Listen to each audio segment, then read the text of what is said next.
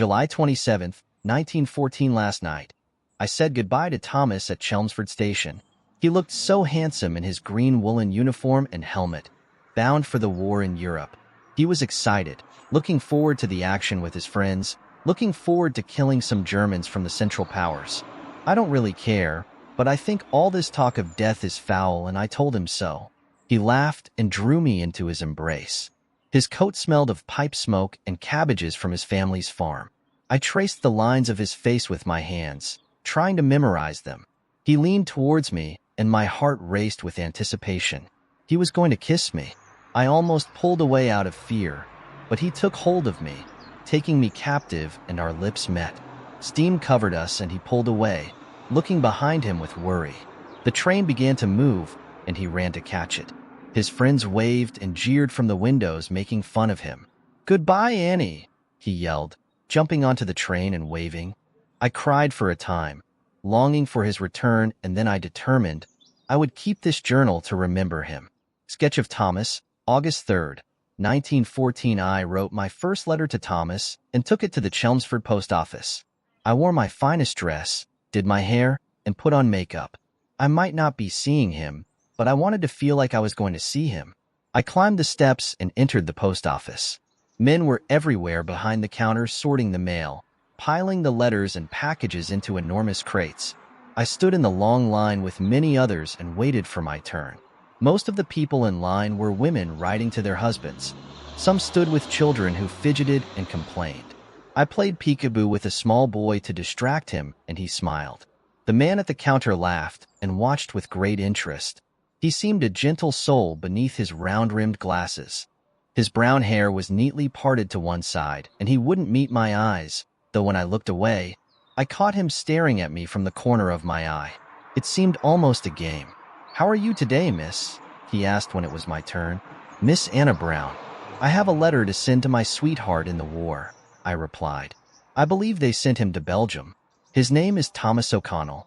"Right-o, Mississippi, sign here," he said and winked, dropping the letter into a box. "I hope my letter finds him. I've been led to understand it will reach him, though I do not know how." August 14th, 1914. I received a letter from Thomas this morning. The man from the post office showed up at my door and personally delivered the letter.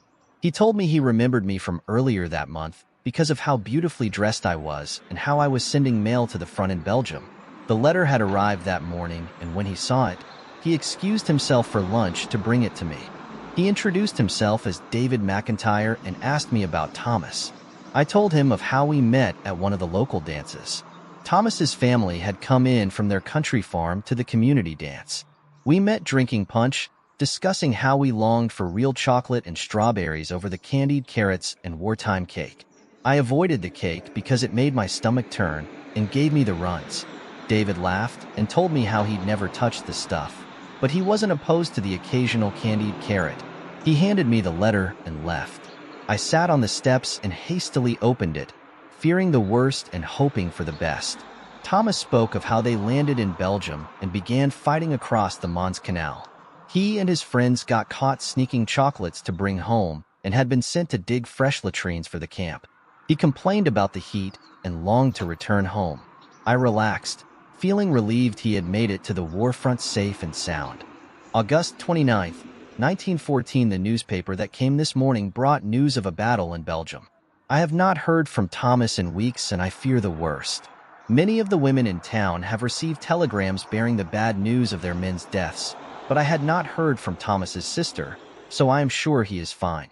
Thomas's sister, Marie, is my dearest friend and confidant, though we do not get to see each other often. Their parents do not approve of me, so I am not welcome in their home. Marie has to sneak out at night to escape her farm chores and catch a ride into town with the other farm kids. We meet up at the local pub or a dance if one is being held. I took my letter to the post office and ran into David. His eyes lit up when I entered the room, and he spoke excitedly of, well, I suppose nothing and everything. He took an early lunch, and we sat on the steps of the post office talking. I spoke of Thomas and my fears for him in Belgium. I told him how I was worried I hadn't heard from him. He smiled and said he would keep an eye out for anything from Belgium and bring it to me. September 13th, 1914. I received another letter from Thomas. David showed up at the door with it, and I invited him to have tea. We had a wonderful discussion about the language of flowers over Earl Grey and milk. I had no idea, but David is an avid gardener when he is not working at the post office. He told me about his family's vegetable garden and how his mother kept forget-me-nots and lilies. Thomas's letter spoke of how he survived the battle and then described the sights of Belgium. The letter spoke of his love for me, how he longed to return and marry me, and how he dreamed of showing me the places in Europe. He spoke of his desire to have a family and have a wonderful home. This struck me as odd. Thomas had never mentioned wanting to have a family before, nor had he ever dreamed of anything. He was a man living in the moment, taking advantage of any opportunity when it presented itself. He might have seen enough violence to have reflected and changed his mind. I hope this was the case. September 18th, 1914. After spending a few weeks considering Thomas's unusual proposal, I finally responded. I told him I would marry him. I am so excited. All I dream about is wedding dresses and bouquets of sweet-smelling flowers. I posted the letter and ran into David as he was leaving the post office for the day. He walked me home, passing by the old stone church. I hung on the fence, daydreaming while he prattled about the church's history. "What are you daydreaming about?" he asked. "Thomas asked me to marry him, and I told him yes." "You did?" "Yes." The postman was a mix of emotions while we walked the rest of the way home, and I wondered why. Was something going on at work that was causing him problems? Or was he being given a hard time about being a young man and not going to war to serve his country? I asked him, but he stayed quiet before explaining the problems with his lungs. They kept him from serving and caused him issues with breathing in the spring. He took off his hat and smiled, bowing as he left. It seemed to me his gaze lingered a little too long for my liking. Had I given him the wrong impression? October 3rd, 1914. I have been busy with the other women gathering supplies to help the men at the front. The newspapers tell us of the terrible living conditions of the men. I've spent the last couple of weeks knitting socks with the remaining wool I have and what I have salvaged from old jerseys. I took a large box of them to the post office and other supplies the women in town had gathered. David met me there, smiling at me. I handed him my latest letter for Thomas and the box and asked if he had heard anything. He told me no. Worried. I nodded and left disheartened. Thomas is always in my thoughts, and I worry about him every day. November 23rd, 1914. The letters have returned. They come and go weekly, sometimes daily, along with regular visits from David. He brings me flowers from his mother, and we walk together, discussing the war and the places he would love to visit one day. I worry sometimes that he becomes too attached, but we have become friends. December 1st, 1914. The snow came last night and David visited, bringing extra coals for my family to keep the fire going. He took me outside and we had a snowball fight. My younger brothers raced outside to join us and soon snowballs flew everywhere. I slipped on a patch of ice and he caught me, but he lost his balance too and we fell together. I ended up in his arms on the ice, pressed up against his face. Our eyes met and I couldn't look away. My cheeks grew warm. It took my brothers teasing us for me to pull away and return to my feet. I feel guilty for my moment of weakness, but I am sure Thomas will understand. Thomas tells me he is well in his letters and is moving about all over Europe. He speaks of the places he has been and his dreams, how much he loves me, but he never mentions war. I have concluded he does not wish to talk about such things, and from the injured men I have seen returning home, I think I can understand why. The soldiers' eyes are filled with despair and fear. They hobble along, missing legs and arms, balanced on crutches and canes. They jump at the slightest noise, and they do not talk much. I worry my Thomas will be the same. December 19th, 1914. I think of the war and the terrible news I hear. I worry that Thomas is stuck in one of the trenches the newspapers speak of. They sound like terrible places of suffering. I can't imagine starving and being covered in fleas with bullets flying above me. They speak of the piles of bodies and the mustard gas choking the men to death. I hope he is not there. To brighten Thomas's mood, I went to buy him a Christmas present, one small enough to send him. I decided on an ornament he could hang in the trench that might bring joy to him and the others. In the store, I ran into Marie. She seemed sad, playing with an ornament on the stand depicting a happy soldier beside a Christmas tree. She was silent, ignoring all else around her. It seemed like she and the ornament were the only things in the room. I went up to her and asked her what was wrong. "Why are you so cheery?" she snapped. "I don't understand. Didn't you hear? Thomas is dead. He died in the Battle of the Mons." I stared at her shocked, wondering if she was mad. Marie seemed certain in her outburst. Her emotions were genuine, and she was perfectly coherent. "He can't be," I cried. "He has been writing to me. He is traveling around Europe. He told me about the places he had seen. He asked me to marry him." The small girl pulled a crumpled piece of paper from her pocket, and tears filled her eyes. She straightened it out and handed it to me. Looking back at the ornament, it read, "September 19th, 1914. We deeply regret to inform you that Thomas O'Connell died of multiple bullet wounds to the chest and was killed in action. The British Army expresses its deepest sympathy to your family." "No," I gasped. "It can't be, but he has been writing to me. There must be some mistake."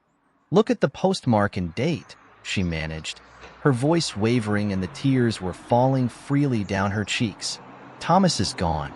His unit is supposed to return in January along with his remains. I don't know who has written to you, but it's not him." Tears welled up in my eyes and ran down my cheeks, and I left in a hurry, racing home. I couldn't contain the pain in my heart. It feels like it's eating me from the inside out. It can't be true. He can't be dead. Tears covered the entry, and the words were blurred. January 2nd, 1915. The letters continued to arrive, bringing me more and more confusion. I waited at the train station every day, asking for news of Thomas's unit. They would be able to clarify if there had been some mistake. Eventually, the injured began returning from the Battle of the Mons. They arrive in large groups at the train station along with bodies piled up in the train carriages, being moved into trucks to be delivered to their families for burial. I searched the train station and ran into Fred, one of Thomas's friends. He confirmed what Marie told me. Thomas's body was with those being returned home. I broke down and wept. He told me how Thomas died. "I won't write it down. I don't want to remember it." I went to Thomas's family and asked to attend the funeral, but they told me I wasn't welcome. How could they keep me from him? Why are they so cold-hearted? January 5th, 1915. I watched from the church fence as they lowered Thomas's body into the grave. His family and close friends stood by as the priest said the rites. I felt like my heart was being torn out of my chest. The grief consumed me, eating me from the inside. I wanted to explode, to burst into tears and run screaming. This was not the way it was supposed to be. We were supposed to get married here when he returned, not have a funeral. The crowd of mourners returned home and I watched, staring at the pile of fresh earth next to the roughly hewn stone marker. Tears covered the entry. David popped into mind and his strange behavior on the day we both stood beside this fence looking at the church. My eyes went wide and then became filled with anger. I had told him about Thomas's proposal. He was the only one who had known.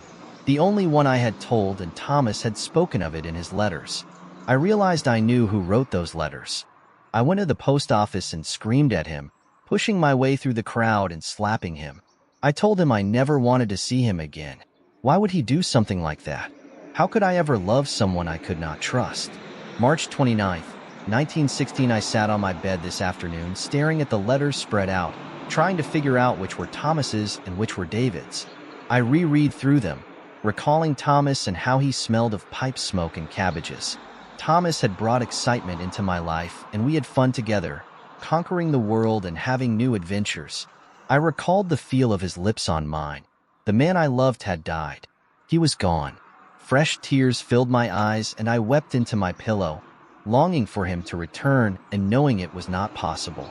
I frowned at the rest of the letters, piled on the bed. There were so many of them, and they stared back at me, causing me even more pain.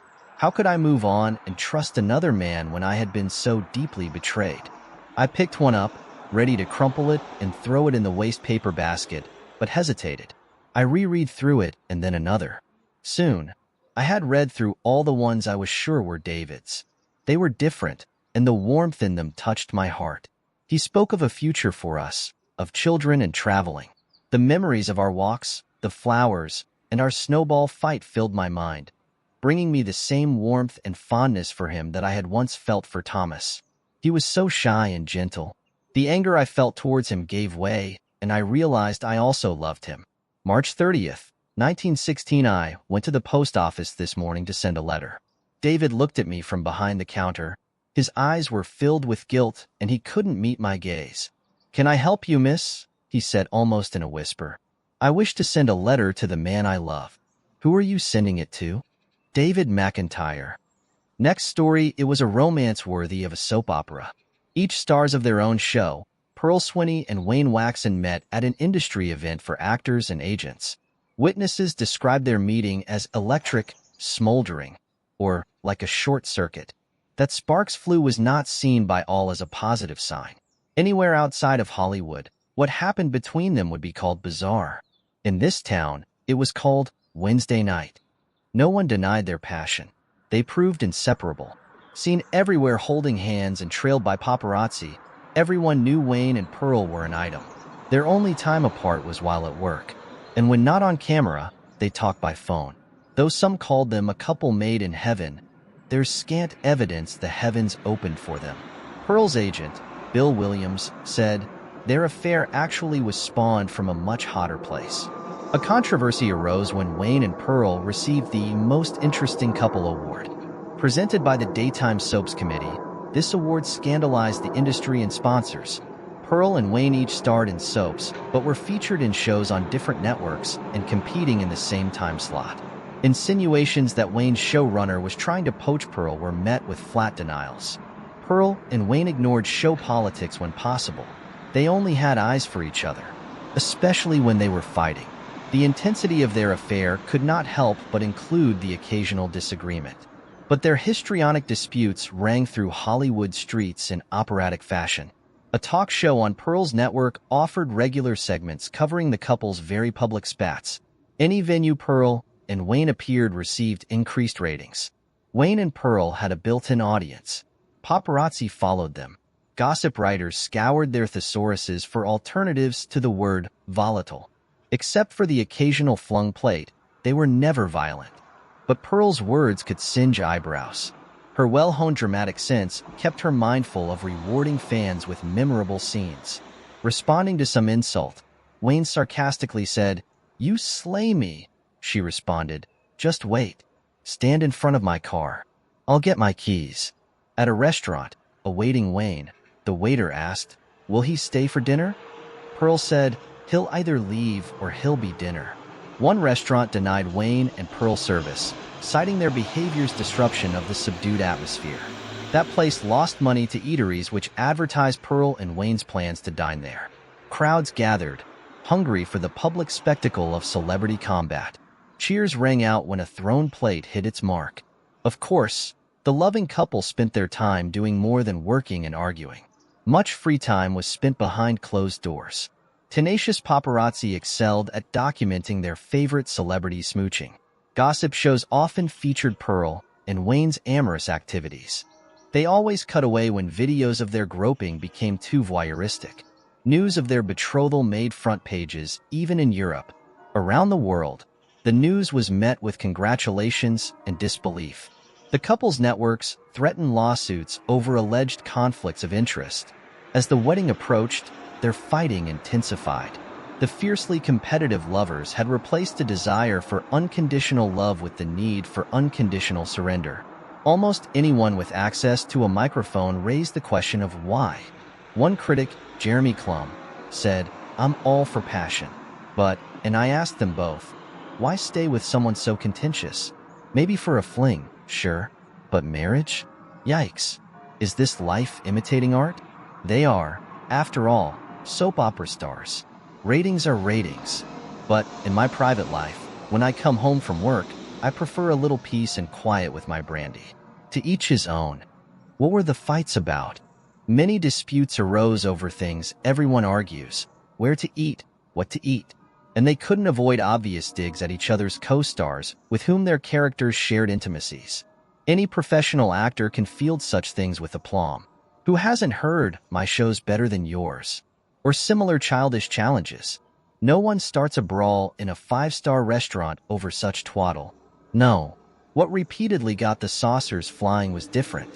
Wayne said he started it as a joke and then couldn't resist stepping it up when she bristled at his jibe. I was in a good mood and enjoyed our banter. So, I asked a simple-minded question and was amazed at her extreme reaction.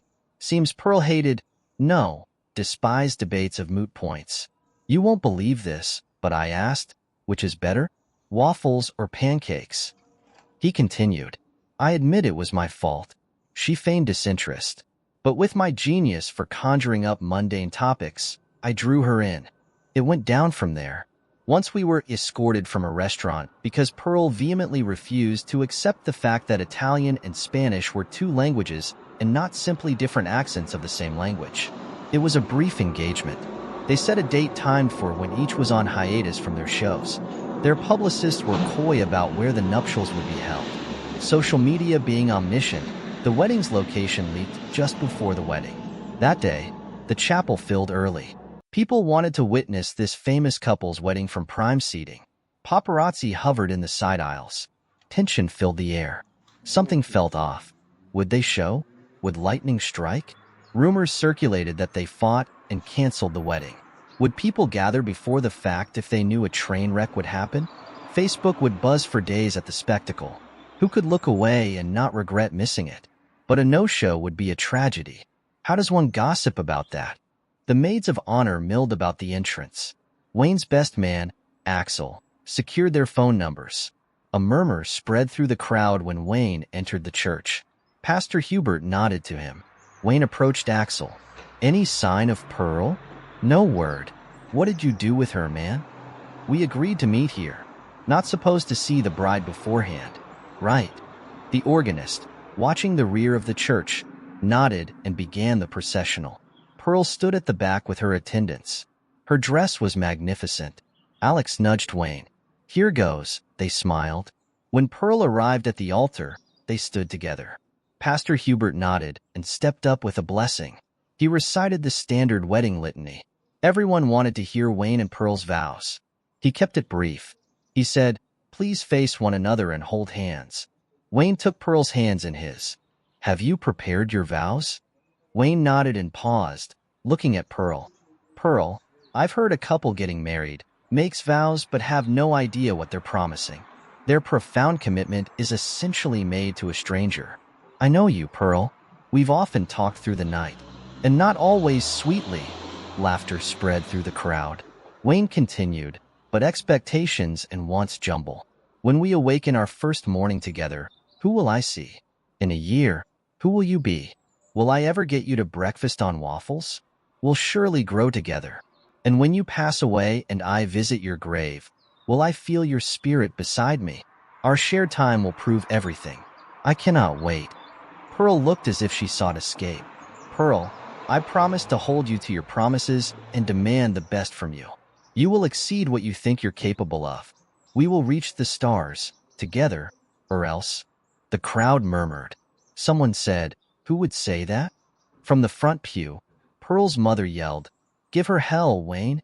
Pearl, you give me more than anyone. With my encouragement, you will achieve beyond your wildest dreams. I'll transform us into an unforgettable phenomenon. Our legend will live for generations. Books and songs will be written about our love.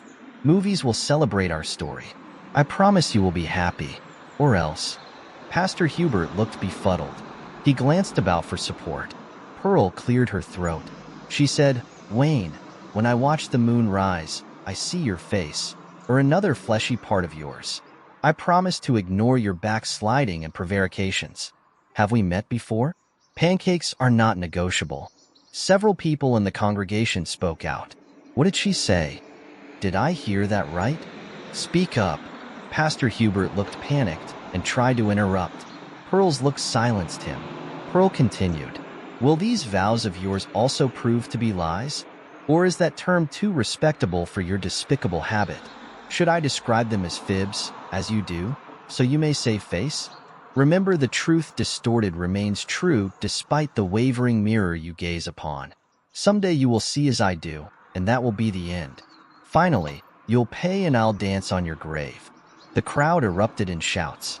Pastor Hubert stepped forward with his hands raised to silence the crowd. He said, "Ladies and gentlemen, I apologize for my lapse. Is there anyone here with a reason these two should not be wed? Speak now, or forever hold." Yells and shouts filled the sanctuary. The crowd rose as one to stop the wedding. Many rushed forward. Wayne shielded Pearl from the crowd. Alex stepped up to intercede. Pastor Hubert brought silence by waving his hands and calling out, "I hear you. Thank you. Please return to your seats." People sat, but the murmurs continued. Pastor Hubert said, "I, too, find it necessary to state this couple should not be married today. I wish them well and pray their friendship continues. But it would be premature to finalize their wedding vows at this time. Please consider this ceremony ended and incomplete. Good day." Rising as one, the people cheered. The organist played, "Happy Days Are Here Again." There was dancing in the aisles. Pearl and Wayne laughed and embraced. Also laughing, Pastor Hubert blessed them. The reception took place as planned. The great, hilarious party celebrated the couple's non-wedding. Rather than sitting at the center of the head table, Pearl and Wayne sat at opposite ends. They danced. They smashed cake into each other's faces. Everyone laughed. At the party's end, they kissed farewell. After that, they neither spoke nor were ever again seen together. Next story, Katie was exhausted. University life was more hectic than she had been expecting. She had classes every day, tests every week, and her social life had become very exciting. She hadn't been much of a drinker back at home, but now, surrounded by thousands of other 18-year-olds, she went out clubbing at least twice a week and made good use out of the student discounts on shots and cocktails. She danced to cheesy pop music, took silly pictures in photo booths, and had personal chats with people she'd never met before in the girls' toilets. Unlike others in her student halls, though, she was determined to show up to every class and ace every exam. She had a drawer in her bedroom that was dedicated to hangovers, painkillers, earbuds, and an almost empty packet of electrolytes. There was no chance a throbbing head and a foggy memory were going to prevent her from getting good grades. Her twin Jasmine had gone to Cambridge to study law. Katie's parents had assured her that they were proud of each sister equally, but she remained unconvinced. The University of Sussex was a good university, and she had worked hard to get in there, but it wasn't at the same level as Cambridge. She didn't have to get 3 A stars and go through an intense interview process for a place on her psychology course. She did, however, have to study hard to pass her modules. On today's agenda, theories of child development. Having just been to the campus gym, Katie was in dire need of caffeine before she began her library session. She made her way through the queue at a little student cafe, waiting to order her caramel frappuccino. It was a disorderly queue. Groups of students stood in clumps at varying levels of consciousness. Young adults tended to get a bit disruptive once they left their childhood homes and were released into the wild. Katie shuffled impatiently along after ordering her coffee. She was eager to get on with her work and painfully aware that she was in close contact with other people her age whilst wearing gym clothes. Not only were they sweaty, but they were also loud. She wore a bright pink top over her sports bra and multicolored leggings. When would she receive her magic life-giving drink and get to leave? She glanced at her Apple Watch and swiped through the settings to pass the time. Then she heard the barista call her name.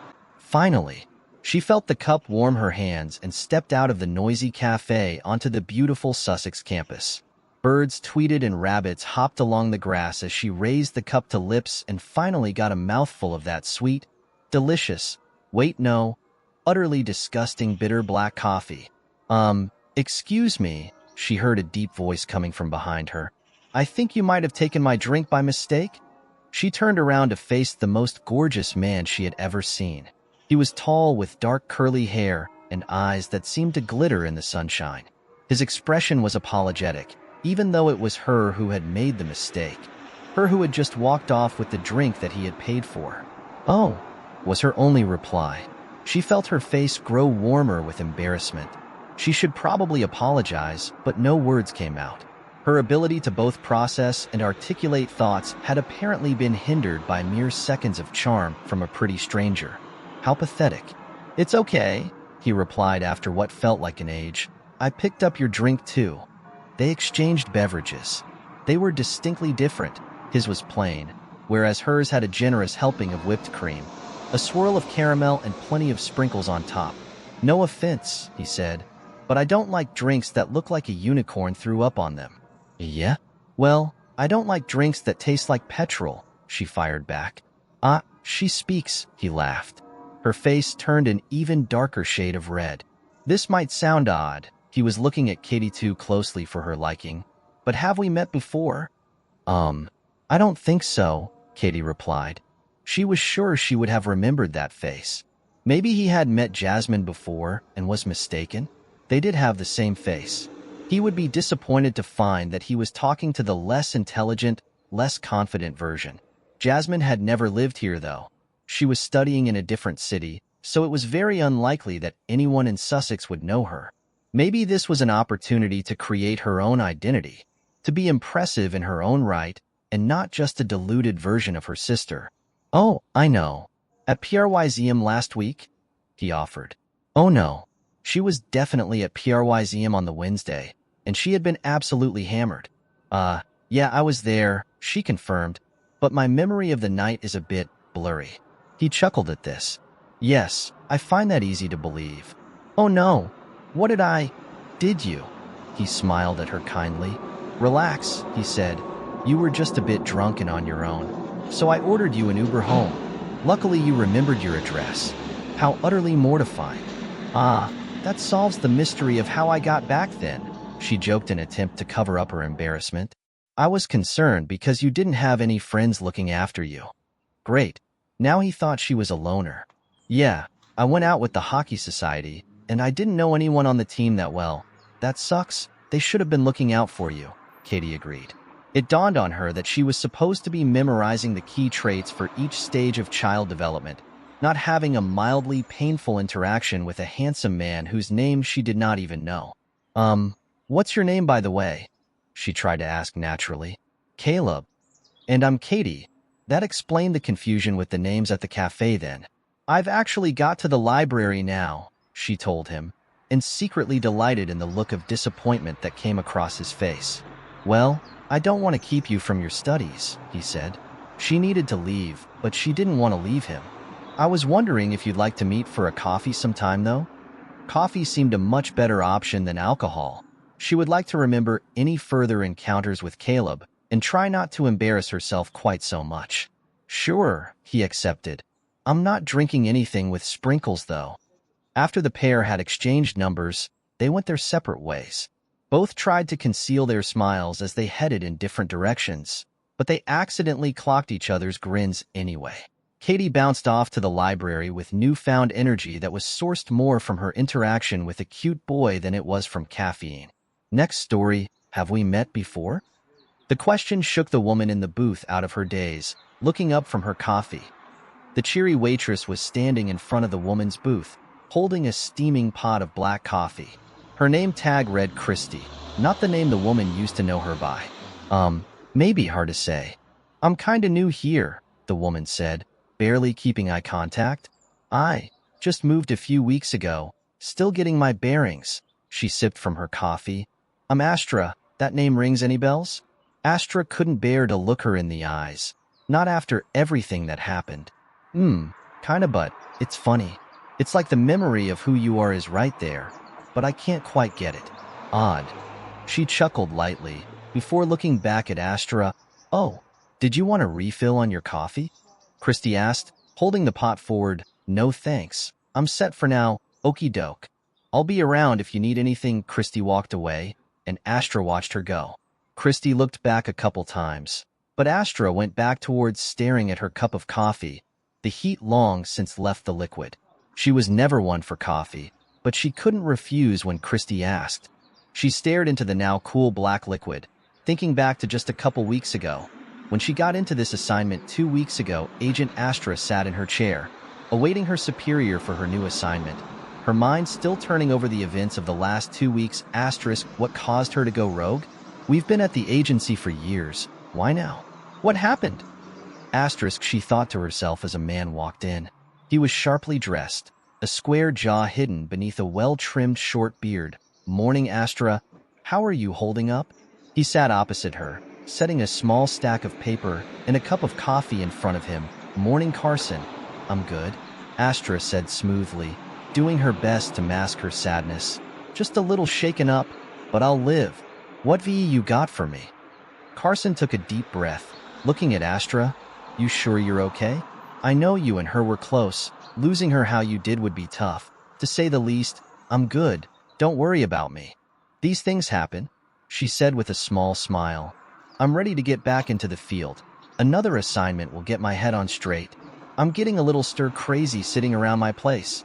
She sipped her water, having trouble keeping eye contact. "Well, as long as you've been cleared by the shrinks, the board has given you a special assignment."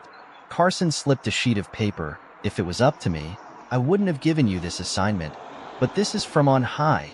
He slid the paper across the table. Astra read the name and saw the attached picture, and her stomach dropped. Christy came walking back, sans name tag and apron, confidently sitting across from Astra. "Hey, so, normally I'm not very forward with people, but something is kinda taking me over. Did you want to go out for drinks or something tonight?" Christy was obviously nervous, stammering her words slightly, but she was so earnest Astra was conflicted. She couldn't compromise the assignment. Chatting and small talk was fine, but a date? Astra searched Christy's face and saw her old partner's eyes starting back, the same look in them that she used to have before everything happened. "I really shouldn't. I have work in the morning." Christy's expression turned down, her eyes losing the light they usually held. "Oh yeah, I know how that goes. It's all good. Have a good day then." She got up and started to head out, fishing her keys out of her purse. Astra leaned back, fighting herself. She got up quickly, leaving money for her order, and chasing after Christy. She caught her just outside the diner. "Hey, sorry, I'd love to go out. I'm just a little new to the whole dating thing. Recently single and all that." She nervously fiddled with her jacket pockets. When she looked back up, Christy's face was flushed and beaming. "Hell yeah. Thank you so much. I know it's a little out of the blue, but I've seen you around the diner and really wanted to get to know you." Christy stepped a little closer, Astra's breath catching in her chest. "So, do you know any good places to get drinks? There's a place my coworker said he goes to, the speakeasy I think he called it." Astra knew it well, and Christy would have, in her past life. She did like it there, but it was a usual haunt for other agents. She was worried that they would run into someone she didn't want to. "I'm not a big fan of that place. I had a not-so-great encounter there. Maybe Sideways? It's a few blocks down from Speakeasy. Does that sound good?" "Oh sure. Any place would be fine. I just didn't know where to go." Somewhat new to the area, Christy tucked her hair behind her ear before pulling out her phone. "Guess I should get your number, huh? Oh, and what time did you want to meet? Maybe 8?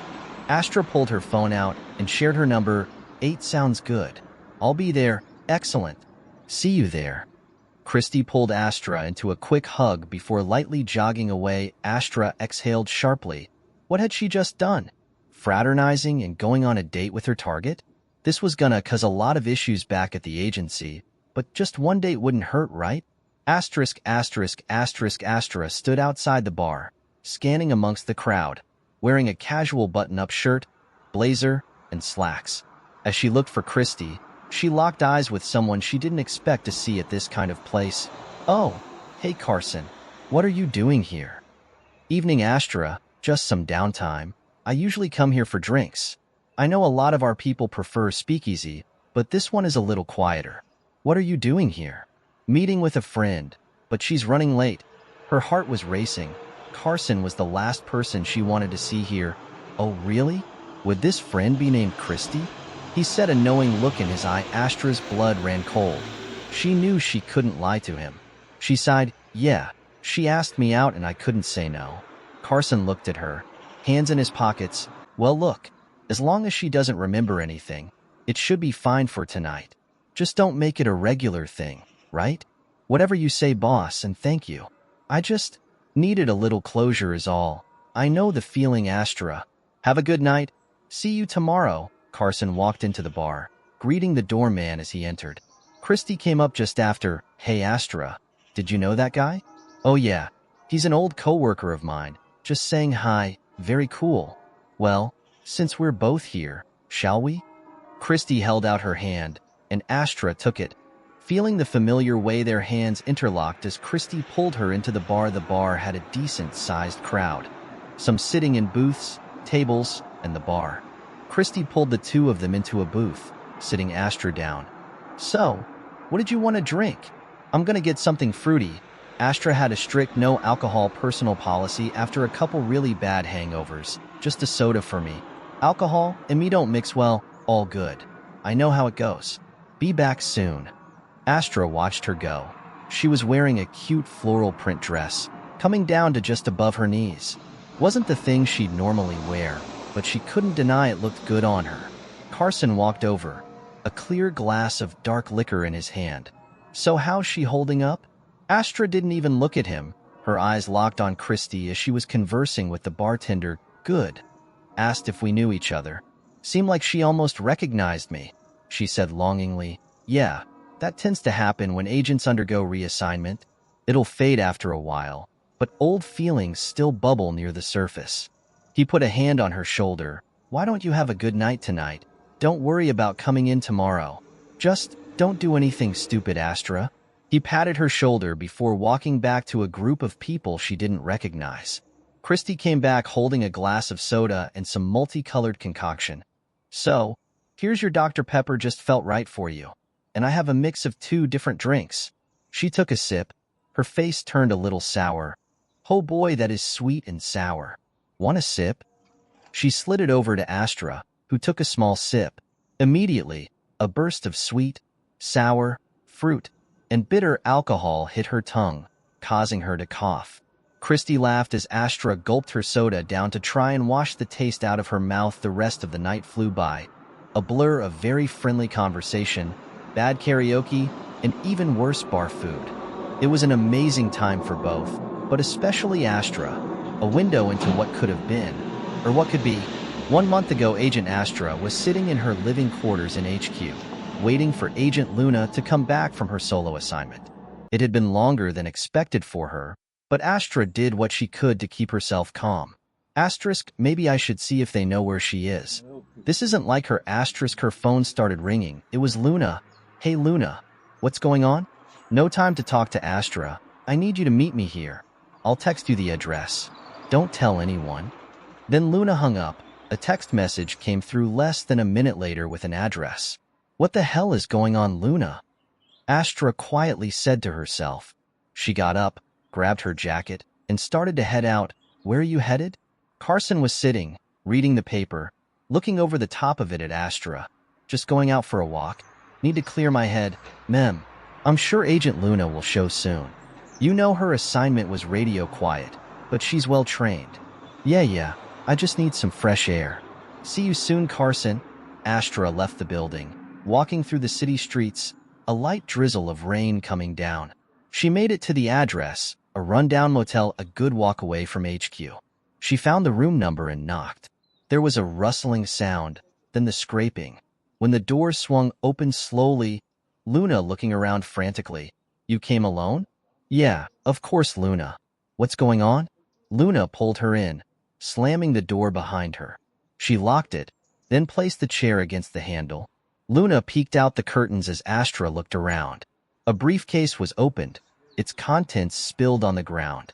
Despite the madness, there was a method. Things were organized, categorized, but by what? Luna, what is this? She picked one up, reading the paper. She couldn't make heads or tails of any of it. Luna quickly came over. Okay, so, my last target I had to eliminate. He was said to be a threat to the agency and had some dangerous information, yada yada. She walked around grabbing a paper. It wasn't just information about the agency, but from inside it. He was a whistleblower. She started shuffling through the papers before handing one to Astra. Here, remember the Berlin job? Astra grabbed the paper, remembering the assignment. Yeah, some terrorist was hiding out in Berlin. I was sent in to neutralize him. Luna handed her another paper. Well, not really. Turns out that he was actually an agent in our Berlin branch. He went rogue, and we were sent to clean it up. What the hell? But why would they do that? Because he. Luna was cut off by a swift knocking at the door. She looked at the door, Then at Astra, you weren't followed? No, I swear. Luna crept towards the door, going to look out the peephole as the door exploded inwards, two agents in tactical gear rushing in, grabbing Luna. They were followed by Carson. As he stepped into the motel room, Agent Astra, thought you might be here. Are you harmed? Asterisk. Christy was on her fourth drink, clearly drunk, and Astra was struggling to keep her upright. When Kirsty spilled her drink, Astra grabbed her. Okay, that's enough. Let's get you home. Astra went and paid the tab, then grabbed Kirsty, throwing her arm around her shoulders and walking her out. Little too much to drink? Carson asked, sitting at a table near the exit. Yeah, for sure. Gonna get her home now. Have a good night, Carson. Astra turned and left. You too, Agent. Astra loaded Kirsty into her car, then got into the driver's seat. She knew where she lived. She had been staked out for the past week watching her. She parked, then went to take Kirsty out, who was now somewhat conscious. No, I got this, she drunkenly slurred before attempting to step out of the car. She took one step, hands gripping the car door tightly, before she started to fall. Astra caught her and walked her inside. Kirsty was laid in her bed, sound asleep. Astra couldn't help but stare at her a little. The woman she once knew was gone. Have a good night, Luna, she said before going to lay on the couch. Too tired to bother driving home. I'm sure she won't mind, she thought before she dozed off. When Astra woke up, Kirsty was already awake and making some coffee. Morning. You slept like a log, even when I woke up and hurled into the toilet. Yeah, I can be a heavy sleeper. How are you feeling? Killer headache, but I'll live. Kirsty went to grab a bowl of cereal. I had some wild dreams about you and I. Not like sex dreams, but like we were spies or assassins. It was really vivid. Astra went quiet, staring at her. She was this close to remembering. Would it be wrong to give her that little push into remembrance? Kirsty walked over to the window and opened it, letting the sun and cool air into her apartment. What about you? Any dreams of your own? Kirsty asked over a mouthful of cereal. Your dreams weren't just dreams, Kirsty, Astra said quietly. What do you mean? Of course they're just dreams. They couldn't be real, right? They are. Your real name is Luna. You used to work with me at the agency. We used to be spies, assassins, saboteurs, whatever the higher-ups needed. You found some information that you shouldn't have and they reprogrammed you, for lack of a better term. What? Reprogram me like a robot? I am not Luna. I'm Kirsty. Have been my whole life. Kirsty had a concerned look on her face, worried that she invited a madwoman into her apartment. I'm being serious here. We used to be close, great partners, and then you were gone. I want you back. You have to remember Luna. My name isn't Luna. You have the wrong woman. Look, just go. I don't need this toda dash. Kirsty was cut off as she suddenly dropped her bowl and slumped forward, a dart stuck in her neck. Asterisk shit. They were watching me. I gotta get out of here. Asterisk. Astra thought to herself, grabbing Kirsty's body and carrying her over her shoulders.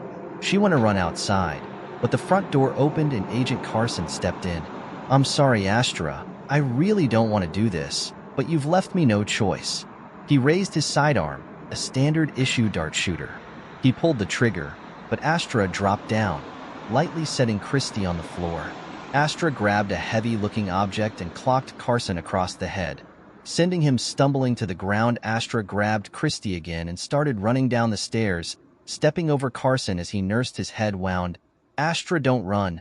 You'll only make it worse for yourself, he called after her. Struggling to his feet, reloading his dart shooter, Astra made it to her car, quickly throwing open the passenger side door, gently setting Kirsty into the seat as a sharp pain hit her in the upper back. She stumbled away from the car, limbs growing heavy, slowly slumping to the ground. Carson appeared in her vision, blood trickling from his wound. I'm really sorry about this, Astra, he said as she drifted off. 3 weeks later, Sarah woke up to her alarm clock, stretching and taking a deep breath. Just one more day, and she'd get to her weekend. She got out of bed, feeling that pain spot in her upper back again, still getting ready. She hopped down the stairs and walked the 3 blocks to her work, a local used bookshop. Morning, Mike, Sarah called to the man behind the counter, who waved back as he counted some loose books. She walked to the back and put her purse away, tying her apron, and headed out front to see what duty she was on today. Register duty, her least favorite, but she begrudgingly swapped out with Mike as he walked away. The bell over the door chimed as a man walked in, wearing a nice suit, a sharp jaw covered by a beard, as well as stitches across his head. Something about him seemed familiar as he walked to the desk. Sarah couldn't help herself when she asked, "Have we met before?"